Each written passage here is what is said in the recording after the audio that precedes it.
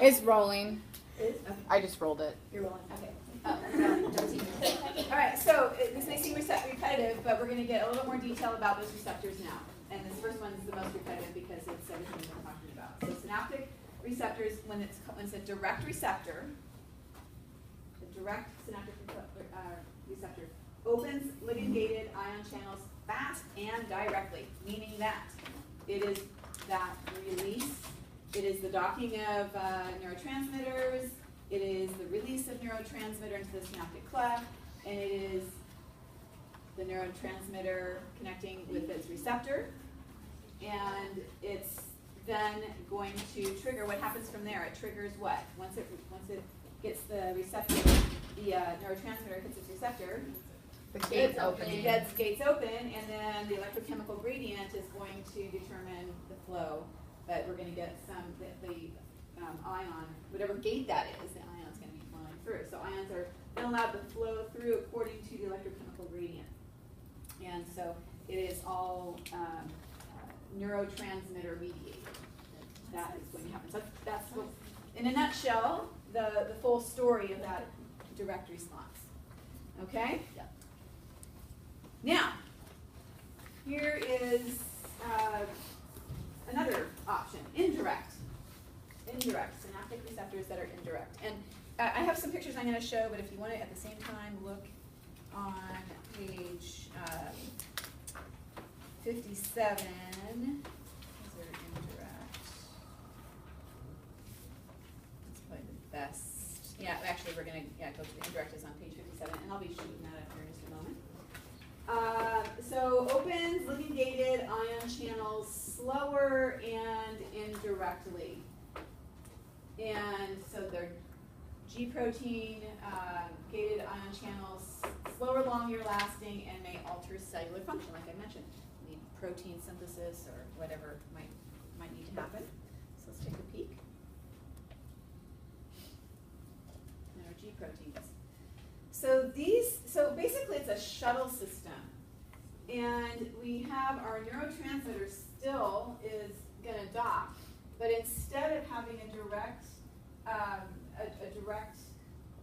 gate opening right there at the neuromodulation, at the neurotransmitter side, we have what we call this G protein. You do not need to have all the alphas, gammas, betas, etc.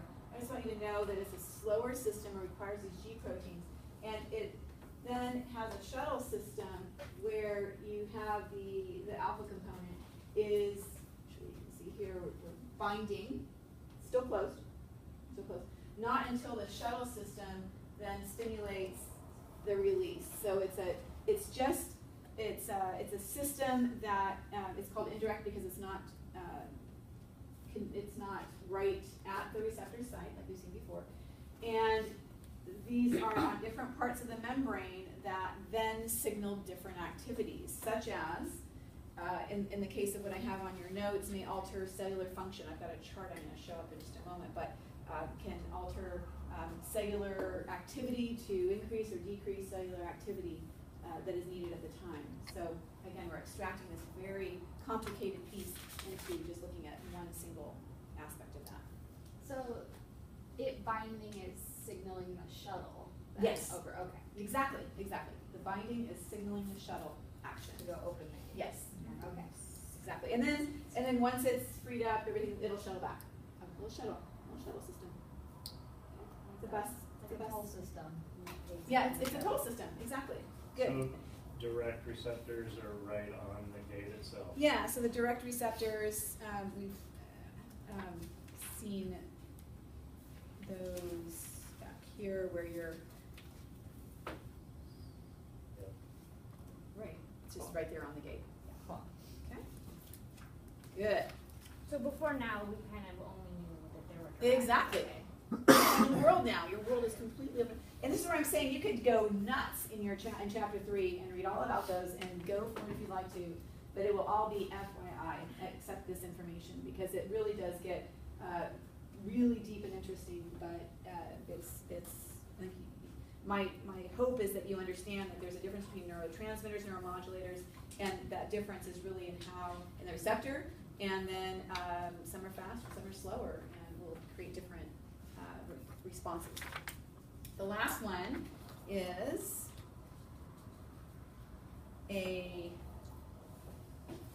also indirect. So where the first indirect, the one earlier than this was kind of about maybe cellular function. Now we're looking at a cascade of intracellular effects where we have this whole kind of system involvement. And so this is also G protein modulated, but it involves more complex and longer lasting reactions. So I'm going to show you the picture and then I'm going to show you a chart that gives you different sheets. Okay? So now we have this system here where we still have our neuromodulator coming in, and then we are going to bind, but then we have something completely different, and it's called a second messenger system. And this is a second messenger that's then going to go, it's like it needs more, there's more process to this. So instead of opening a gate, right, the first indirect was opening a gate at this point, right? I'm going to go back and I'm going to flip to that. Here was our first indirect. Opening gate, everything's coming in. Do you see the difference here? Mm-hmm. Now we're stimulating a whole cascade of events with this, what's called a second messenger system. So it's releasing the alpha shuttle, and then it's going to stimulate just a huge cascade of events. So let's take a look at what that looks like here on this. I think I have this on the PowerPoint. I'm just going to look here. So if we're looking over here, receptor channel briefly opens ion channels that span the membrane, local depolarization, hyperpolarization. What is this describing? Direct or indirect? Direct. Direct. Awesome. Neurotransmission. Okay.